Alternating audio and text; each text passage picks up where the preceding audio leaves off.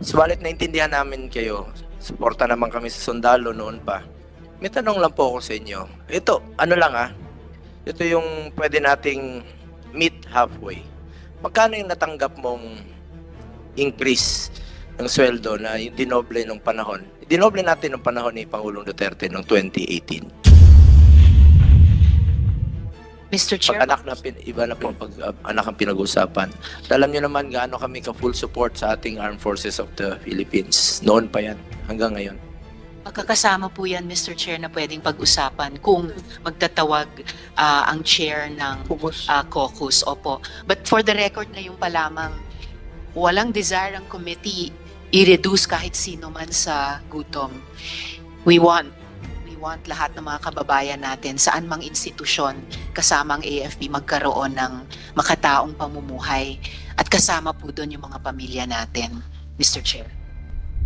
Senator Tiveros. Salamat kayo, Mr. Chair. In general, I've been shown just now yung kopya nung sulat ninyo sa aming chair, committee chair, kung saan nakasulat dito, I declare to increase my support to my children to 15,000 pesos for each child to be given every 15th and 30th day of each month starting this month. So yun yung magto-total ng sinasabi nyong akala ninyong 30,000 pesos a month. Nakasulat din po dito na I am taking on this duty to support my children to the best of my ability within my means, as my monthly take-home pay is only 75,542 pesos and 78 centavos. Clarification lang po, sir, dahil naalala ko po nung executive session natin, nung tinanong po namin sa inyo magkano ang base pay nyo lamang, I recall that you said 130,000 pesos a month. That was the gross pay of a, because I have not seen my payslip yet as a Brigadier General, Your Honor. It was only when I was required to submit a letter that I saw the amount that I am receiving. But I mentioned last time that it's an equivalent to a salary grade 27. The amount stipulated therein, I did not mention, if I remember right, I mentioned 132, but I know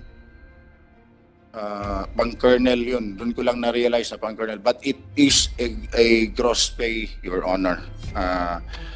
Ang ano ko lang sana yung, hindi ko kabisado, hindi ko sure yung exact amount ng base pay ng isang Brigadier General, but for a colonel po, it's a 90 base pay, and the increment is something like 15, so I assume it's 105 for the base pay.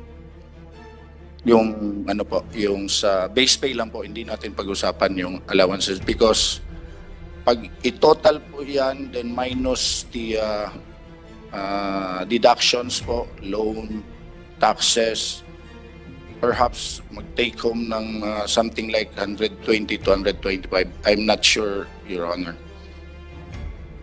So, ibig sabihin po, sir, Mr. Chair, kailangan nyo i-inform ang komite pa kung magkano yung base pay nyo dahil doon po i-compute yung kalahati na inyong ibibigay sa inyong estranged wife at mga anak ninyo. Your Honor, if I may, and I would like to call my admin assistant because I have brought with me my payslip just to make sure the amount that I am receiving right now. But rest assured, Your Honor, again, hindi ko talaga nakuha yung exact amount. Kung nagkamali man ako, I'd like to ask an apology to this honorable committee. But my objective is to give support to my children because they're my children. And sir, bukod pa po dun sa payo ng komite na kalahati nung base pay ninyo, paano naman po yung isa pang payo namin na yung tuition din po ng mga bata every year? Ang ang pagkakaintindi ko po, kasi hindi naman po natin na diskusyonan yung details po. The amount that I will be giving encompasses everything. So, kasi willing ako to support their schooling ever since sinusuportan ko naman po. Nagsimula lang din pong nagka-problema, so naputol. Pero as I mentioned during the executive session, I have reasons. So, pero ayaw ko na pong i-insist yun. Ang sa akin ko na lang po, sana po, tingnan nyo rin po yung willingness ko to comply. There was just a miscommunication as to how much money should I give monthly. Willing naman po ako. Salamat, General. So, Mr. Chair, it seems that mula nakaraang linggo hanggang ngayon, hindi pa nagbago yung sitwasyon ni Ms. Sevilla at yung kanilang mga anak in terms of the advice of the committee dun sa monthly child support at saka yung annual na tuition. And at the proper time, Mr. Chair, I will move that the committee go into a caucus to discuss the ad interim appointment of Brigadier General Sevilla. Mr. Chair. Yes, Senator Tiveros, in a while, we're going to act on your motion. Before acting on the motion, we'd like to recognize Senator, our Vice Chairman, Committee on National Defense Commission Appointments, Senator Christopher Bongo. Sir, in respect to Senator Hontiveros, may tanong lang po ako kay General Sevilla, sir. Tama yung sinabi ni Chairman kanina, gusto kang tulungan po dito, no? Pero alam mo, importante talaga para sa atin. Tayo, mga Pilipino, yung anak natin. Kahit anong gawin natin, lahat to ginagawa natin para sa anak natin. Lahat ng sakripisyo natin sa mundong ito, halos lahat ng magulang, tayo, kapakamatay tayong magtrabaho para sa ating mga anak. Yan talaga yung ugali na natin noon pa. Subalit naintindihan namin kayo, suporta naman kami sa sundalo noon pa. May tanong lang po ako sa inyo. Ito, ano lang ito yung pwede nating meet halfway. Magkano yung natanggap mong increase ng sweldo na yung dinoble nung panahon? Dinoble natin nung panahon ni Pangulong Duterte noong 2018. Not exactly doble. Sa entry position na doble. Pero sa mga colonel at saka lieutenant colonel, more than 50%. Magkano yung natanggap nyo increase nun? From nung 2017, nung 2018, sa tingin mo magkano yung increase mo? Hindi ko na ma-recall, Your Honor, dahil medyo may katagalan na yun. But kasi 2017, it's already 7 years ago. Pero there was a significant increase talaga sa amount na natanggap. I just can't really recall. Baka pwede mong i-compute o yung mga kaklase mo, makompute nila magkano yon. Baka pwede mo, yun na lang ang ibigay mo sa anak mo. Yung amount na yon. Your Honor, as I Baka said, mapapayag natin Yes. si Senator Hontiveros. Your Honor, I agree to that. Kung gusto nyo po,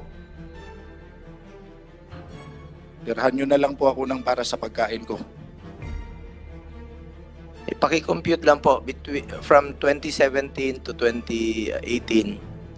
Magkano yung naging increase nung panahon yon na nakuha mo? Baka yun pwede mong iset aside sa anak mo, baka maging acceptable po ito kay Opo. Senator Tiveros at sa ating mga kasamahan dito sa Commission on Appointments. So, kung sa tingin mo, is it fair? Senator Risa? Chairman? Baka more than 30,000 yun. Mr. Chair, Sen Bong, as a member of the committee, I'm always open sa mga mungkahi ng mga kasamang miyembro. I'll proceed from yung naging payo ng komite kay General nung nakaraang executive session na kumbaga hating kapatid sa base Baka po pay pwede bang every mag-meet month halfway? plus tuition. Opo. Baka mag-meet halfway po, baka matulungan ka ng komite. Gusto ka naman pong tulungan, no? Ng komite. And of course, si chairman, nung nakaraang hearing, talagang pinag-usapan namin to. Gusto ka naming tulungan. Pero importante rin sa atin yung anak. Talaga napaka-importante yun. Mr. Chair, Pag anak na, iba na po pag anak ang pinag-usapan. Alam nyo naman gaano kami ka-full support sa ating Armed Forces of the Philippines. Noon pa yan, hanggang ngayon. magkakasama po yan, Mr. Chair, na pwedeng pag-usapan kung magtatawag ang chair ng caucus. Opo. But for the record na yung pa lamang, walang desire ang committee i-reduce kahit sino man sa gutom. We want lahat ng mga kababayan natin saan mang institusyon kasama ang AFP magkaroon ng makataong pamumuhay at kasama po doon yung mga pamilya natin, Mr. Chair.